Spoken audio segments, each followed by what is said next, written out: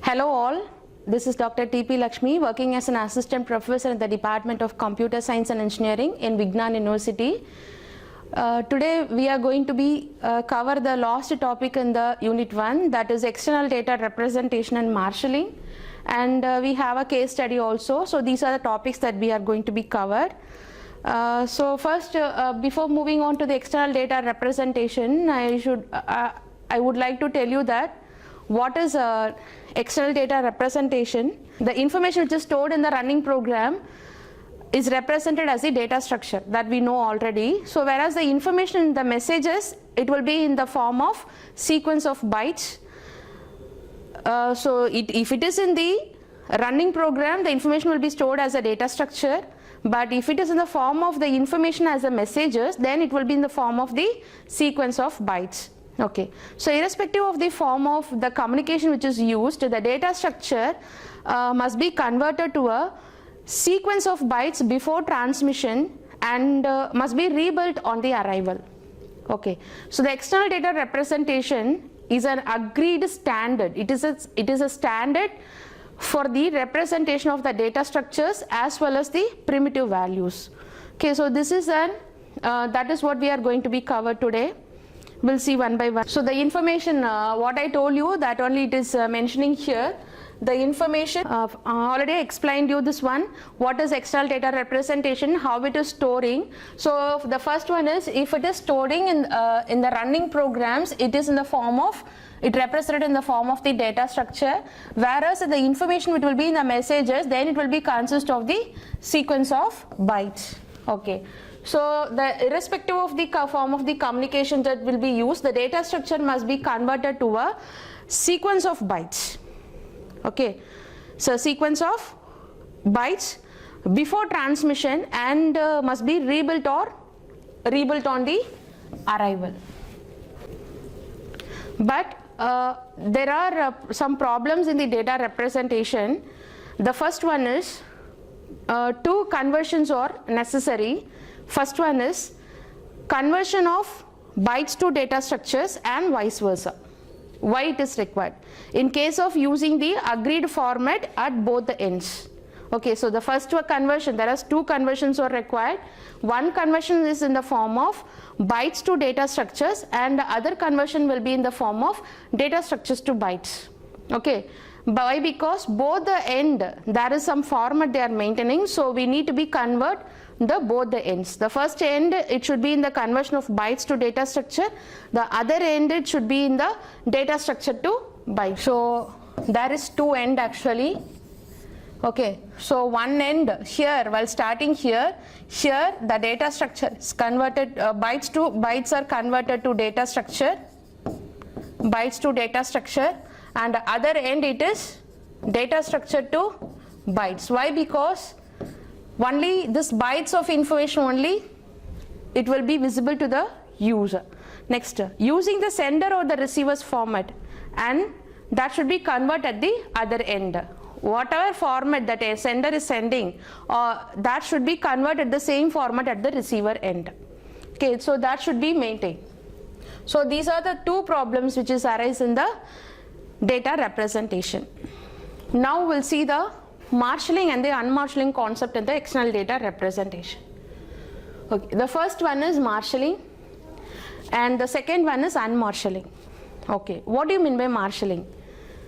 Marshalling is a process of taking a collection of data items and assembling them into a form suitable for transmission in a message. So this will be in the sender side. Okay, that means it taking a collection of data items, what it's going to be sent from the sender side, that will be assembled into the suitable form for transmitting that message. Next, if it is unmarshalling is the process of deassembling the collection of data on arrival to produce an equivalent collection of data items at the destination. So this will be used in the sender side and this will be did on the receiver side. Okay, that means I told you, right, byte to data structure. okay, that is converted into the specific format, okay, then that should be the help of the marshalling. Okay, unmarshalling is the one which is going to be deassembling the collection of data on the arrival which is arrived from the sender, that to produce an equivalent collection of data items at the destination site. Okay, so these are the two concepts which is used for the sending of data items from the sender to the receiver side.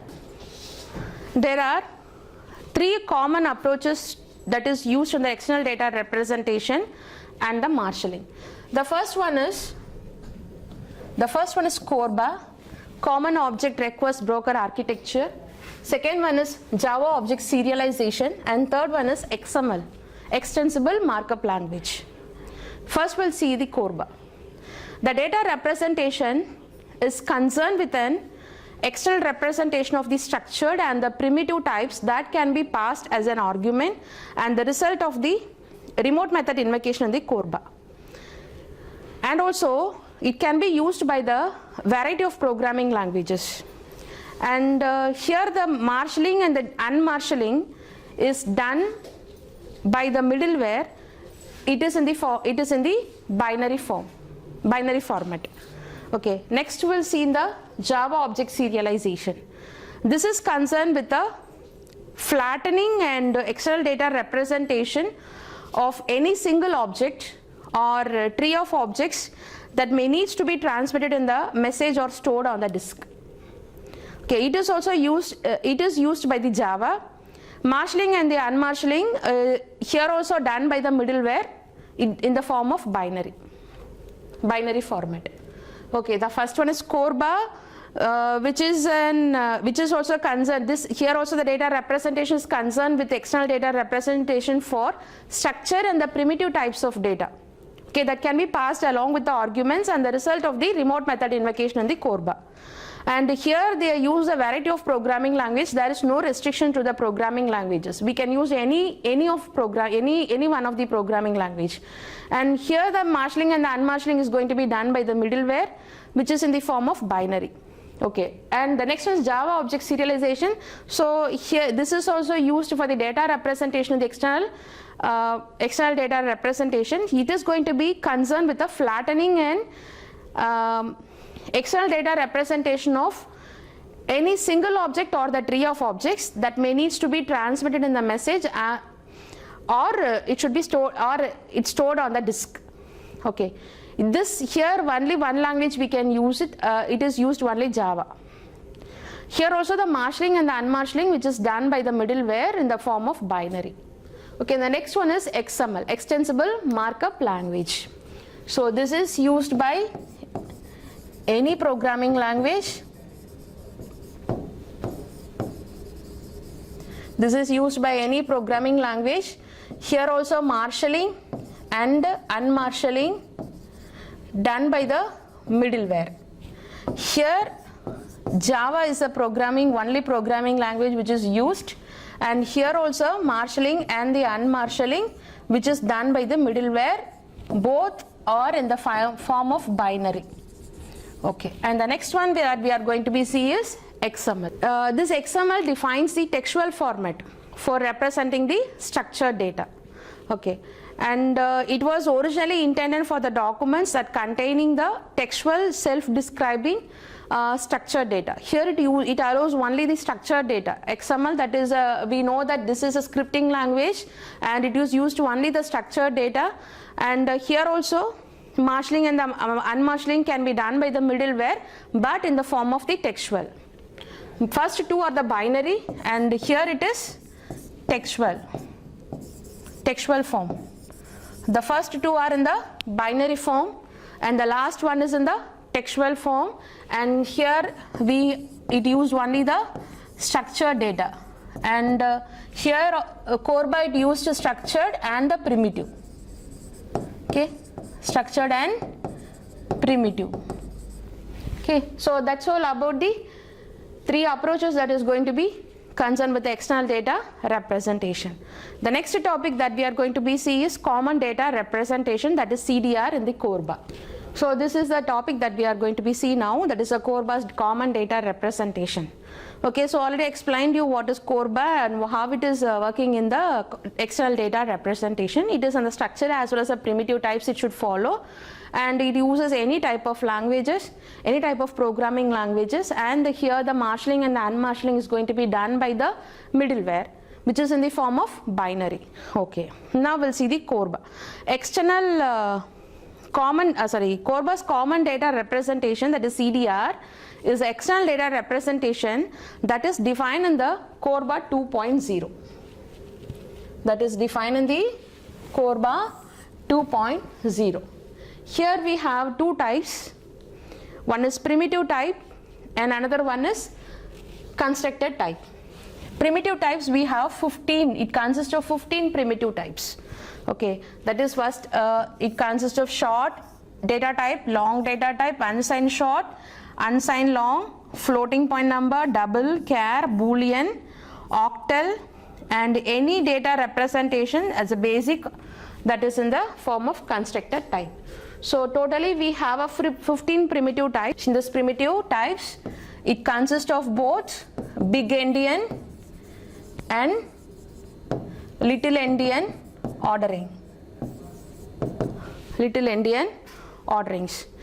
Here the characters are represented as a code that should be agreed both client side as well as the server side. Next we'll see the constructed. Okay, so these are the constructed types. The primitive values that comprise each constructed type are added to the sequence of bytes in the particular order. Okay, the following, or we can call it as a constructed type.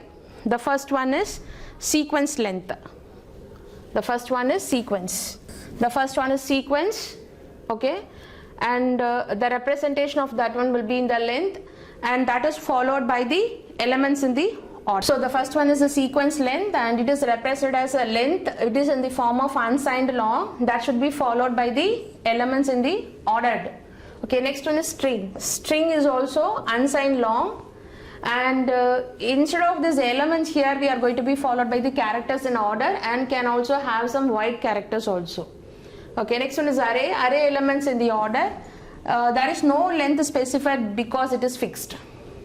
Here we couldn't specify any length. Why? Because here the array length is fixed actually, so there is no need of giving any length for the array.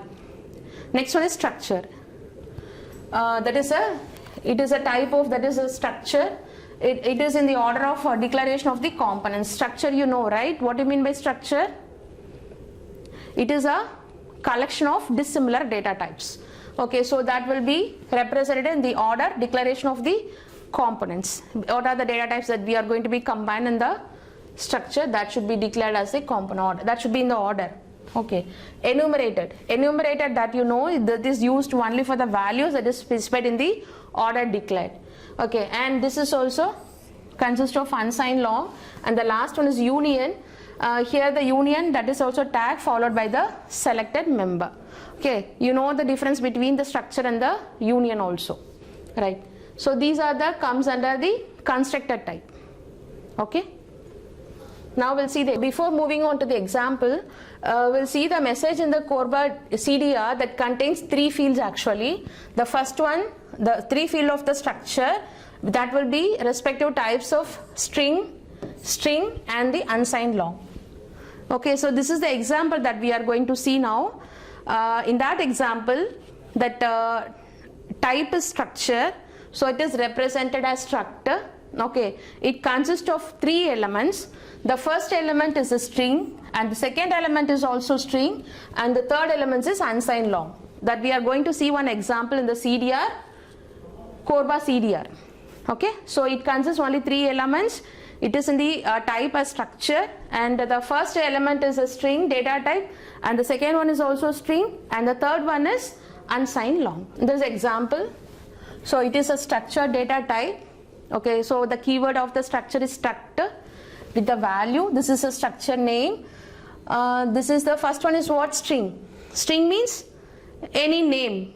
Okay, so the first one is string, the second type is also string, and the third one is unsigned long data type. So here they represented as year is a input, so it is represented as unsigned long data type.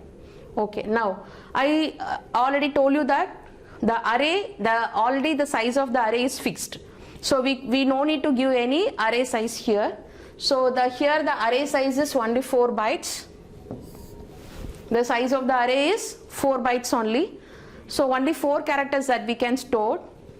So the first 0 to 3, it tells about the length of the string. So the first string, what is the length of the string? 5. Okay, so the first one 0 to 3. Why? Because the array size is only 4 bytes. Okay, so first 0 to 3, it contains the length of the first string, so the number is 5. Is it clear? Next one, 4 to 7. It should store the first character in the first string, so up to T it stores here. SMIT. Okay, so remaining one more character in this string, that is H, that will be stored in the next one, that is 8 to 11, only H, the remaining 3 places are empty. Okay, the next field is 12 to 15, again the length of the second string. What is the length of the second string? London, 6. Okay, 6. Next one, 16 to 19. Next one is 16 to 19. The next first 4 of the second string is LOND. From London, the string London, the first 4 characters are LOND. Okay, the remaining 2 are left, and that should be stored in the next array, that is 20 to 23. So ON will be stored and the 2 places are empty. Okay, so if it is unsigned long, no need to store the length. Okay, just directly you can store the value 1934. So this is what CORBA CDR message CORBA representation, data representation. Okay, next topic that we are going to be seeing is Java object serialization. Okay, in Java RMI, that is remote method invocation, both object and the primitive data values may be passed as an arguments and the result of method invocations. An object is an instance of the Java class. Okay, the Java equivalent to the above mentioned CORBA is constructed as in the form of, so this is the example. So it is constructed as a Java class. So here the Java class is equivalent to the person struct. Okay, so this is your class name, that is a person, and that implements a serializable. Okay, here you should give the name of the string. I mean, this is the first one that what we seen in the previously. Okay, the first one is the string, second one is the string, third one is unsigned long. Okay, the first one what we seen as an CORBA representation. Now what we are going to see as Java serialization. Java object serialization, how it needs to be represented. Actually 3 ways we can represent it. Okay, one is CORBA, second one is Java object serialization, third one is what? XML. So this is a second method. Okay, so the first one is name and the second one is place, that is also string, and third one is a year. Okay, so these are the 3 input.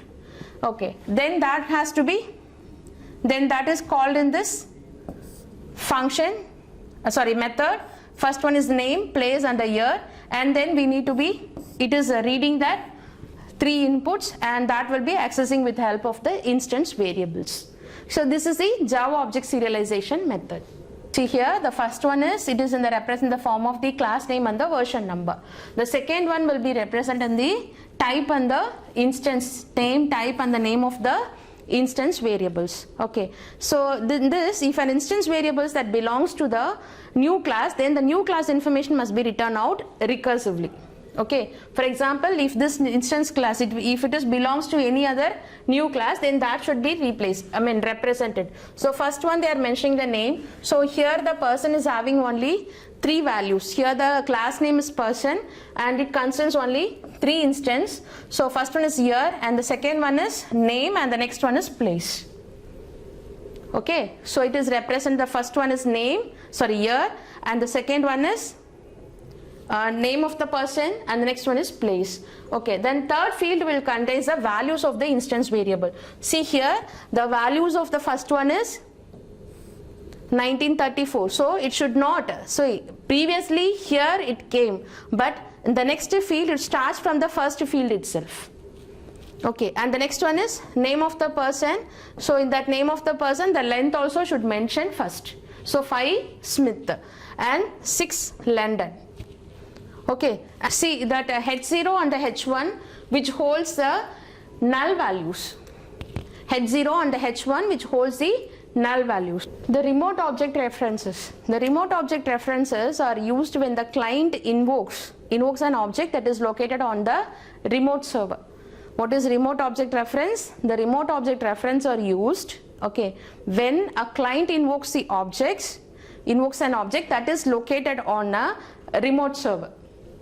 Okay, so this is the usage of the remote object references. It is used from the client side, that is going to be invoke an object which is that is located on a remote server, and then after a remote object reference is passed in the invocation message to specify which object to be invoked.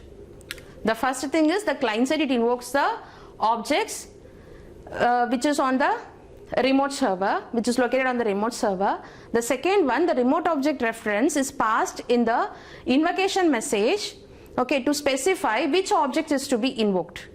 Okay, next one is remote object references must be unique over the space and the time. It is always unique. The remote object reference are unique over the space and the time. Okay. So in general, the remote object references, the following things are mandatory. Okay, what are the things are mandatory? The first one is internet address and the port address. Okay, that process which created the object, that is the first one. So these are the 5 things are mandatory in the remote object references. Okay, the first one is internet address. Internet address or the port address, which process, the process which is going to be create an object. Okay, next one is time. So these two are the first one are required, which is going to be create, which is used for the process which is used for, these two are used for creating an object. And the next one is time. It will mention the creation of time. When the object is created, that creation time should be mentioned here. Okay, next one is fourth one is object number. What is object number? It is a local counter incremented each time an object is created in the creating process. So it will be incremented each time when the object, each and every time when the object is created, and this will be incremented and it looks like a local counter. Okay, so every time whenever the object is created, this counter will be incremented. So it looks like a local counter. It is a local counter and it will be incremented whenever the object is created. And the last one is interface of an remote object. What do you mean by interface of an remote object? It's going to be tell how to access the remote object. If the object reference is passed from one client to another client, so it is going to be tell how to access the remote objects. Okay, so these are the 5 which is mandatory in the remote object instances. What is the first one is internet address, next one is port number, time, object number, interface of the remote object. See, these are the 5 I explained you, right? The first one is internet address and the port number and the time, and the next one is object number, and the last one is interface. Now we'll see the next topic, client server communication. So already we seen what is client server communication. Actually we have 2 types of communication. First one is client server communication, second one is group communication. Okay, so first we'll see brief onto that client server communication. So it is always often built on the UDP datagrams. See, it is always built over the UDP datagrams, not TCP stream communication. It is UDP datagram only it will be used. So it is used to build. Okay, so client server communications can be built over the UDP datagrams, not on TCP streams. Okay, in the client server protocol, we have a protocol for enable this one. What is that? Request response single request reply protocol. The protocol which is used here in the client server communication is simple request reply protocol. The protocol which is used for the client server communication is simple request reply protocol. That will be in the patch, and here no acknowledgements at the transport layer are necessary. Only whenever it is necessary the acknowledgement can be produced, or else it won't send the acknowledgement. Okay, then the request reply protocol was based on the trio of communications with the 3 primitives. Okay, that means a request reply protocol will be work with the help of these 3 primitives. First one is do operation, second one is get request, and the next one is send reply. Okay, there are 3 primitives. First one is do operation, get request, send reply. See, the do operations will be enabled on the client side. That means enabling the operation. Okay, so that will be the do operation primitive will be on the client side. Okay, after that it sends a request message to the server. Okay, once this do operation is enabled, then the request message will be move on to the server. Okay, with the help of the get request method, it receives a request from the client side. So the get request is on the server side, do operation is on the client side. Okay, then after it selects the objects and executes those method from the server side. So after it executes the method which is in the server side and sending the reply message to the client with the help of the send reply method. Okay, that means we have 3 primitives, that is 3 methods. First method is on the client side, and the next 2 methods, that is a get request and the send reply on the server side. Okay. See, until it receives a response, until the client receives the response from the server side, it needs to be wait. It should be wait. Client should be wait until it receives the response from the server side. Okay, then after it will be continue for the next request if it is okay. Next we will see the design matches the request reply protocol, that request to the reply. How it is matching the request reply? See, the design of the client server communication, how it is matching the request reply protocol to the request to reply. Okay, that means I already told you the client sends the query to the server and reads from the socket, usually in the blocking way, and for the server response. Then what the server should do? The server processes the command and sends a response back to the client. Okay, for that only we are using the 3 primitives: do operation, get request, send reply. Okay, here the delivery guarantees must be provided by the request reply protocol, which may use a server reply message as an acknowledgement of the client request message. By that is what they are using the UDP datagrams in the client server communications. UDP datagrams, which is used to build the client server communication, the main purpose is the guarantees of the message. That means the server sends an acknowledgement. The server message has an acknowledgement of the client request message. Once the client receives the message from the server side, okay, then the servers will get the acknowledgement from the client that the client receives a message.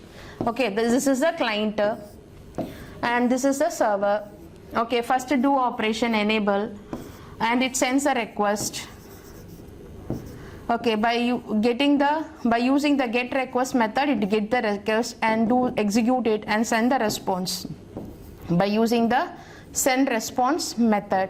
Okay, after the client receives a response from the server side, it will send an acknowledgement that it receives a message.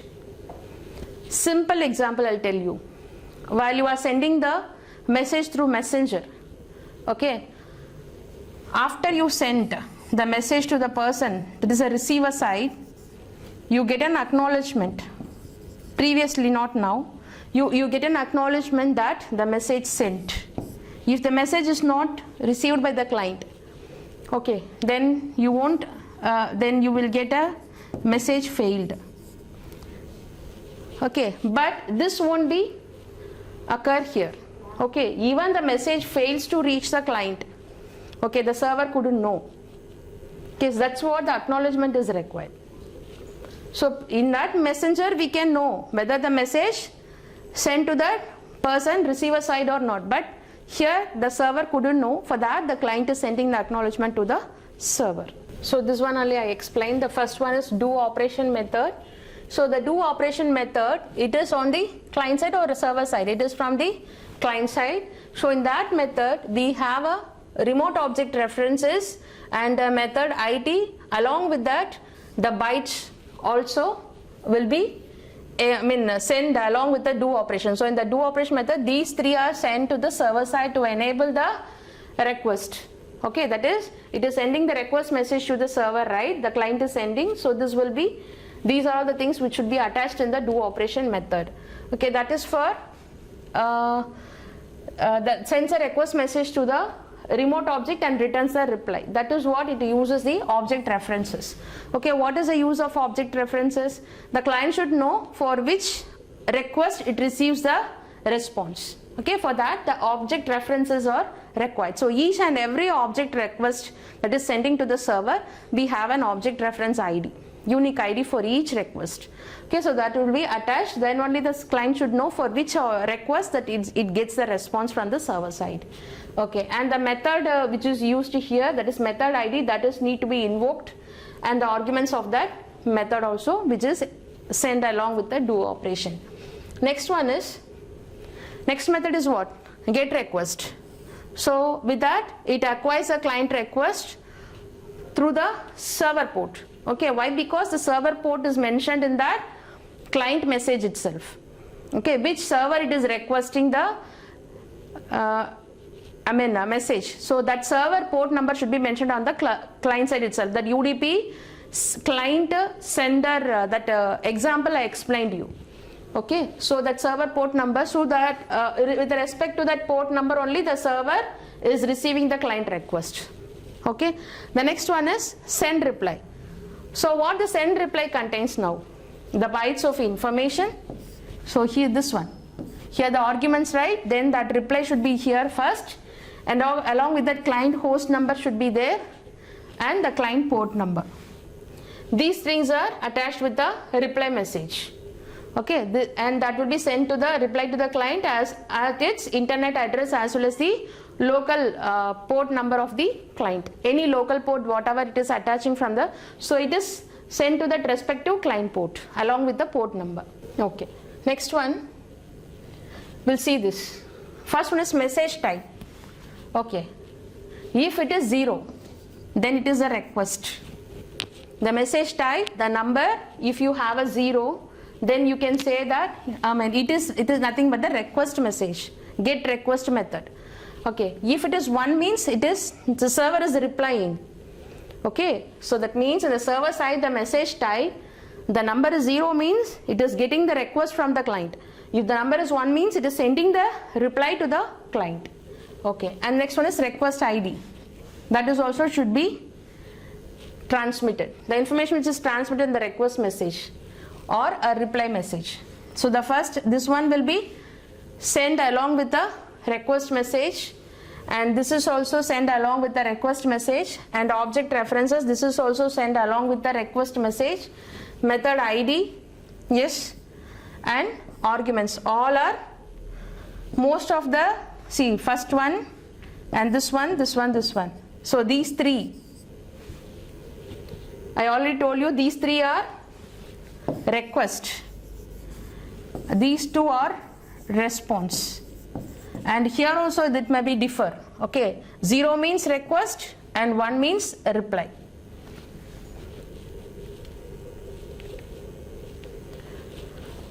Next one, so the first field, This one, the first field indicates that whether the message is the request message or the reply message. See this one. The first field tell about whether it is a request message or the reply message. Okay, that is the first one. What about the next one? The second field, request ID, contains the message identifier. Okay, it contains the message identifier which is used in the we'll see some concepts which is used in the client server communication. The first one is message identifier. Okay, each message have an unique message identifier for representing it. Message identifier consists of two parts. Okay, one is request ID and the next one is an identifier. Okay, that means the first one, which consists of two parts, one is request ID,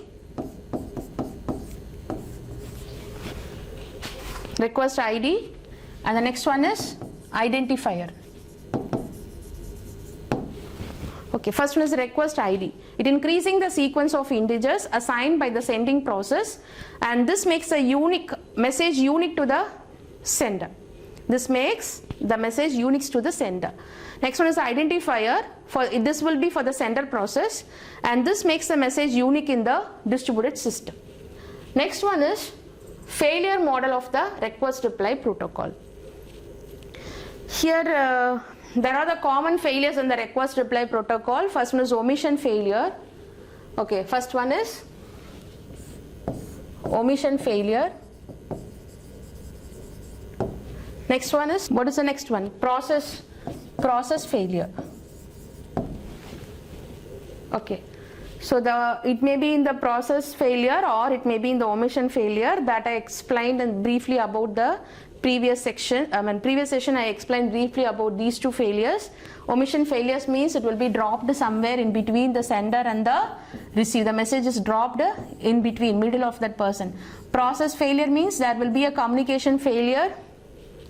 There is a three process failure. One is a sender process failure. There are three omission failure. One is sender omission failure, one is receiver omission failure, then one is communication omission failure. And this is a process failure. Somewhere the process fails in between. So that it is nothing but the messages are not guaranteed to be delivered in the sending order. Okay. So, and we have another one is problem is ordering also. We have a problem in ordering also. Next one is discarding the duplicate request message. Discarding the duplicate request message. That means, what do you mean by the request message? Obviously it comes from the client side only. So the client, the server needs to be identified. How the server will identify it is a duplicate request message. That means, I already told you that each message we have an identifier. So every time the client is requesting the message from the server side, it sends along with the message ID. So if it is more than one times it is repeating, then it feels that it is a duplicate. Then the sender should not allow the duplicate message. The server may receive the same request message more than once, we can say. To avoid this situation, the protocol is designed to recognize successive messages from the same client with the same request identifier and filter out the duplicates. Next one is lost reply messages. If the server has already sent the reply to which it receives a duplicate request, it will need to execute the operation again to obtain the result. This could be avoided if the server has to store the result for the original execution. Okay, the third one is discarding the duplicate request message. That is the difference between these two. Third one is discarding the duplicate request message. Okay, fourth one is lost reply message. For example, client side, server side. Server sends a message to the client, but it lost somewhere in between. Okay, the message not yet reached to client. For that purpose, again it will request a message, right? So the server, whenever they executing the request comes from the client side, that should be stored.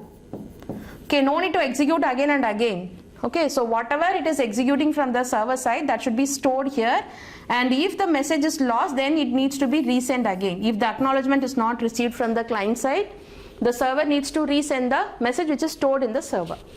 Okay, that is what the avoiding of lost message, reply message. Remember history, it is used to refer a structure that contain the record of reply messages and that have been transmitted by the server. There will be the record of getting the reply from the sender side to the client side, so the history of the messages that you know.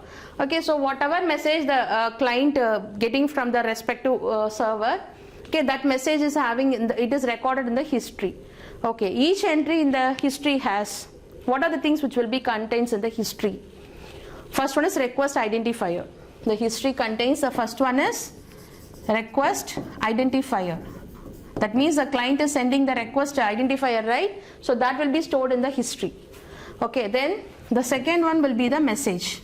The message which is send reply to the respective client, and client identifier. So these three information will be stored in the history. First one is request identifier, second one is message, and third one is client identifier.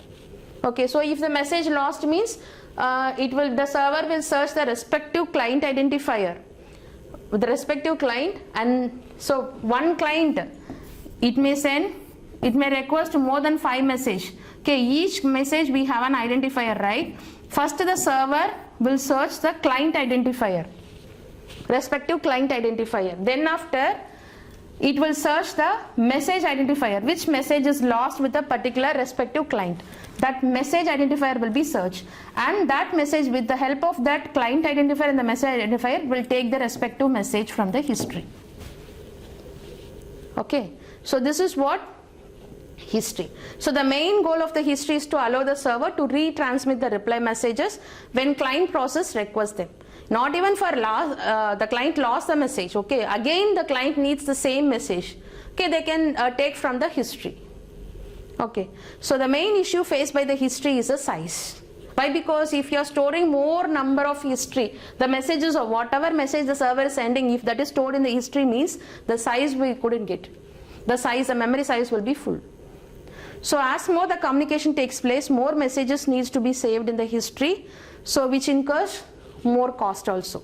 So if it requires more memory, if the memory increases, size of the memory increases because of storing the history message also, then the cost also increases. Parallelly, these two are increasing. Exchanging protocols. Actually, we have 3 styles of exchanging protocols. First one is R protocol. Next one is RR protocol. Okay. Next one is RRA protocol. So we'll see this one briefly. First one is R protocol, that means request protocol. Second one is request reply, RR protocol. Third one is request reply acknowledgement, that is RRA protocol. Okay, what is request protocol? A single request message is sent by the client to the server with the help of this protocol. Only the client is sending the request to the server. Okay, then they can use only this protocol. This is enough. With the help of this protocol, the client can send the message to the server. But we need a reply also back from the server. Okay, then this protocol is required. See, this is client and this is server. This is client and this is server. Sending a request from client to the server with the help of R protocol. We need a reply also from the server side. Then with the help of RR protocol, request as well as reply protocol, the client is receiving the response from the sender. Now, what is this last one, RRA? After receiving the reply from the server, the client needs to send an acknowledgement. So for this, RRA protocol is required. So based on the usage, it will take the protocol. Okay, first one is a single request message is sent by the client to the server. Second one is which is used in the client server exchanges because it is based on the request reply protocol. Special acknowledgement messages are not required. Here the second one, acknowledgements are not required, right? Only the request as well as the reply. But the third one, acknowledgement is required. It is based on the request reply acknowledgement protocol.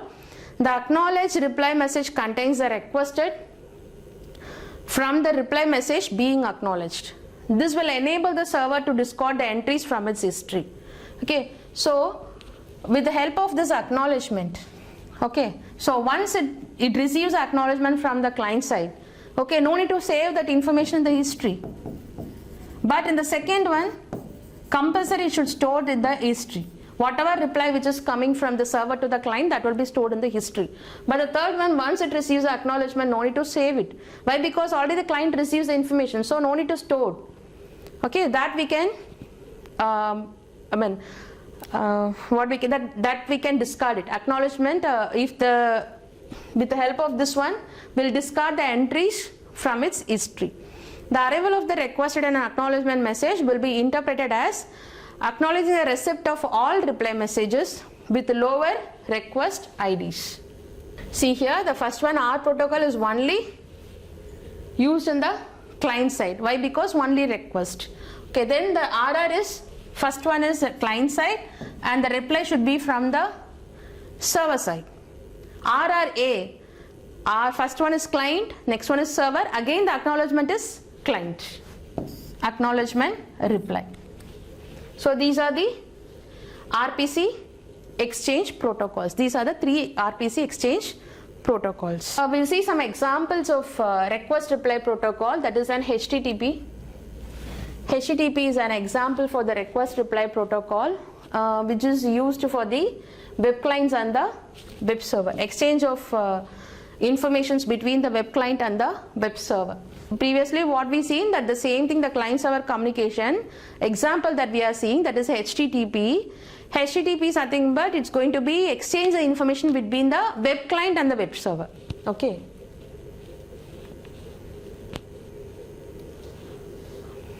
So that HTTP protocol, what are the steps?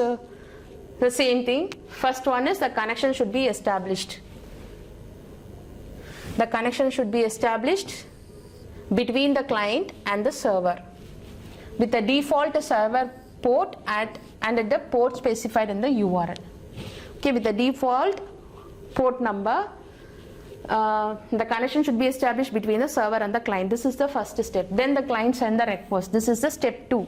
This is first step, this is second step, and the server sends the reply to the client and the connection will be closed. Okay, so these are the 4 steps which is used in the HTTP web server and web client. Between first one is the connection should be established between the client and the server with the help of the server port number as well as the local port of this client. Okay, first one is send the request and then get the response. After it gets a response, the connection is closed. Some methods in the HTTP. The first one is a get method. What is use of the get method? The get method is used to retrieve the information from the given server using the given URL, and the request using the get should only retrieve the data and should have no other effects on the data. Okay, the next one is head method, same as a get method, but it transfers the status line and the header section only. Okay, next one is post. What do you mean by post method? The post method request is used to send the data to the server. Okay, for example, the customer information, the file uploading, that etc. These are the things which is using the HTML forms. Next one is put method. What is a put method? It replaces all the current representations of the target resource with the uploading content. Next one is delete. Delete method, it removes all the current representations of the target resource given by the URL. Next one is connect method. Connect method, I think so I didn't give here. Connect is another method which is establish the tunnel to the server identified by the given URL. And next one is options. It describes the communication options for the target resources. And Next one is a trace method. It performs the message look back test along with the path to the target resource. Okay, so here we in the first field which contains a method. So we have so many methods, so based on that we should give it. So the first one, they use a get method. In this example they gave get method. So get method means the URL that which URL is required, that URL, and the HTTP version. Actually the HTTP version, the server supporting the HTTP version 1.1 will return the following version information, and the next one is status code. Okay, status code means the status code elements is a 3-digit integer, where the first digit of the status code defines the class of response, and the last 2 digits do not have any categorization role. There are 5 values for the first digit. The first one is 1xx. Totally we have 5, so totally so it is 1xx, 2xx, 3, 4 and 5. So totally we have 5 values for the first digit. I told you, right, there are 3 digits. The first one contains a value and the last 2 digits do not have any categorization role. So in that, first we have the digit follows from 1 to 5. If it is 1xx, it is informational. If it is 1xx, it is informational. Okay, that means the request was retrieved and the process is continuing. Okay, next one is 2xx. 2xx means it is success. 2xx means it is success.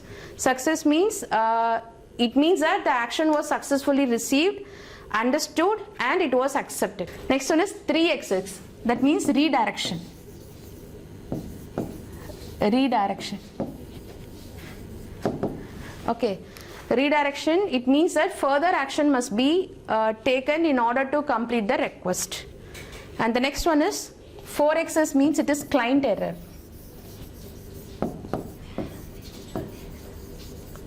Client error. Okay, it means the request contains the incorrect syntax or cannot be fulfilled. This 5xx, it is server error. Server error. Okay. It means that server failed to fulfill an apparently valid request. Okay, here the HTTP request codes are extensible and HTTP applications are not required to understand the meaning of all registered status code. So the first one is protocol version, second one is status code, and the third one is reason, and the fourth one is the header, and the last one is the message body. Okay. The last one, this response header field. The response header fields allows the server to pass the additional information about the response which cannot be placed in the status line. Okay, I explained this one only, the status code. Okay, so if it is actually it is 2xx, in place of x they mention 0, that means it is case of 2xx. 2xx means what? It is success. That means the reason also okay, and it will be resource the data. The resources, that is an optional. Last one is an optional. If it is requires, we can take, or else it's not required. Okay, so first one is version, status code, reason, and the last header, that is also, if some other header you want to mention, that we can mention. The last one is optional. Group communication means the same information is passed to the members which is available in the group. Okay, there is no different message. The same message is going to be passed between the members which is available in the group. Okay, that is what group information. And here we have 3 types. One is unicast, broadcast, and the multicast. Okay, first one is unicast, the communication, the single process. Next is a communication to all the processes in the system, that we can call it as an broadcast. Okay, then what is the message which is sent to all the members of the groups by the single operation, we can call it as an multicast. And now we'll see the process groups as well as the object groups. Now we'll see the process groups and the object groups. Most work on the group services that will be focused on the concepts of the process groups, that is the groups where communicating the entities process. Okay, such services are relatively low level. In that the messages are delivered to the process and no further support for dispatching it is provided. Next one is the messages are typically unstructured byte arrays with no support for marshalling of the complex data types. Okay, then these things comes under the process groups. It won't support the object groups. Most probably the low level approaches will be support the process groups, and the higher level approaches will be support the object groups. Object groups is a collection of objects, that instances which consist of the process the same as well as a set of invocation concurrently, with each returning the responses, which will return the responses for the each request. We'll see the types of group communication. First one is closed and the open group. Next one is overlapping and the non-overlapping groups. And next one is synchronous and the asynchronous system. Closed and the open group. Okay, what do you mean by closed group? A group is said to be closed if only members of the group may multicast it. Okay, only the members in the group can multicast the information, that is communicate the information. So other than the member in the group, they couldn't communicate it. But if it is an open group, that means anybody can multicast it. Even the members, not even the member in the group, that member, the person which is not in the member of the group also can join in that. Okay, that is what open group. The process in the closed group delivers to itself any message that is multicast to that particular group. But if it is an open group, if process is outside the group may send to it, and they can receive it also. Next one is overlapping and the non-overlapping groups. If an overlapping groups, entities may be members of the multiple groups. Okay, but the non-overlapping groups, the membership does not overlap. That means if you take that, so this is one group and this is another group. If it is overlapping, means the same member, for example this is A, the member A, the same member will be in more than one group.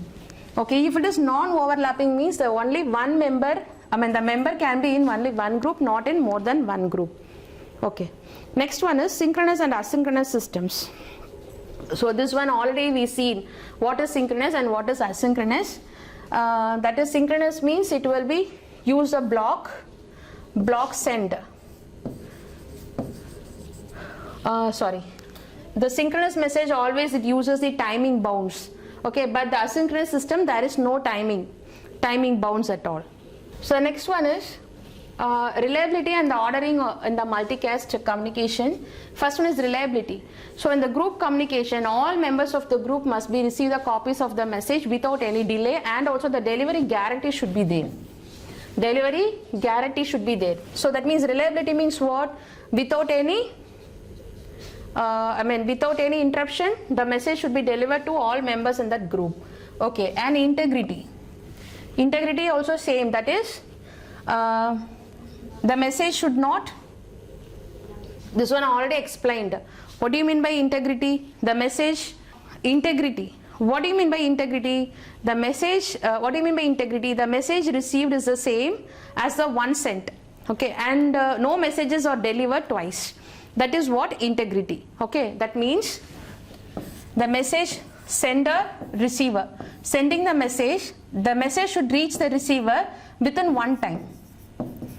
Okay, that means we should not say that, the receiver should not say that he couldn't receive the message and again re-message. I mean, the sender sends a message only one time to the receiver. So within one time the message should reach the receiver. That is what? Integrity. Validity. Any outgoing message is eventually delivered. Okay, that means without any interruptions the message will be delivered to the receiver. Okay. So the time period is there, means within the time period it should reach the receiver. Okay. Next one is ordering of message. First one is FIFO ordering, casual ordering, total ordering. What do you mean by FIFO ordering? First in, first out. The message which is sent by the server first, that should be reach the receiver first. That is what FIFO ordering. If the process sends one message before another, that will be same, the receiver also receives the message in the same order. Okay, casual ordering means it may happens before. That means the sender, receiver, first message, second message, third message. We couldn't say that it may be in any ordering. Second message first read first, and first message will reach second, and third message will reach third. So casual ordering, any ordering. Okay, takes into account the casual relationship between the messages. Next one is total ordering. If a message is delivered before another message at one process, then the same order will be presented at all the process. Okay, that means in the group, right, all the member in the group will receive the message in the same order. That is total. Total ordering means if it is 5 members in the group, means all the 5 members should receive the same order. That is what total ordering. Okay, group membership. Always the group membership changes. Okay, that means the person can enter the member, at time. So, and if for example in a group 5 members are there, for example these are the members in the group. If any new member wants to enter, they can enter, or if already the member which is in the group they want to leave, they can leave. So like that it will be, the membership will be changes. Okay, if they want to enter, they can get the membership. If they want to leave from the group, they can leave the, they don't want to be the member in the group, they can leave it. Okay, and always we need to be notice a failure detection in the group membership. Why? Because if the member is not, the message whatever they are sending in the group, if even one member in the group they couldn't receive the message, means then that should be taken care of. Why? Because in the group communication, that any message they are going to be sent, that should be reach all the members in the group. So the failure detection should be taken care of. And always that one member in the group should notify the group membership changes. Okay, one head will be there in the each group. That member should be check whether whoever is coming, whoever is going, that information should be managed or maintained. And they need to be perform the group address expansion also. For example, previously that group contains only 5 members, and we have a group identifier also. Okay, each group should contains a unique identifier, and if they want to enhance the group also, they can enhance it with the same. If they want to expand the group with the same identifier only, they can expand it, they couldn't change it. Okay, because all the groups should contain the unique identifier. So this is a group communication. So if they want to join they can join with the help. See, this is a new member, they want to join in the group with the help of the join method. And if they want already the member which is in the group, they want to leave, they can leave with the help of the leave method. And if, see, this is fail, that means they are sending the message, but the one member in the group, they couldn't get the message. So here the failure handling will take care of. Okay, so this is, and we have a group address expansion also, that is identifier should be there, unique identifier. So this is a group sender. So the member in the one group will sending the message to the members already which is in the group. And one membership, the group membership should be managed by the one member in the group always. Okay, that's all about the group communication. Thank you.